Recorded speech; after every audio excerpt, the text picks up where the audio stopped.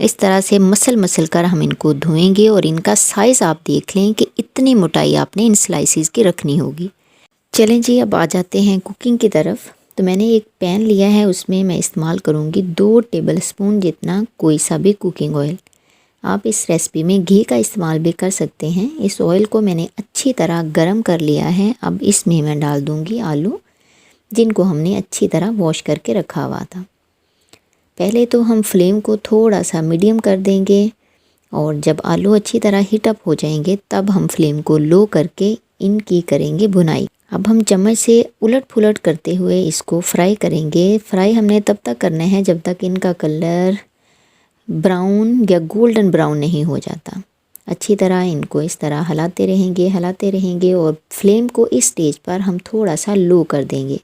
इसकी complete video इसी channel पर अपलोड हो गई है, विज़िट कर लीजिएगा।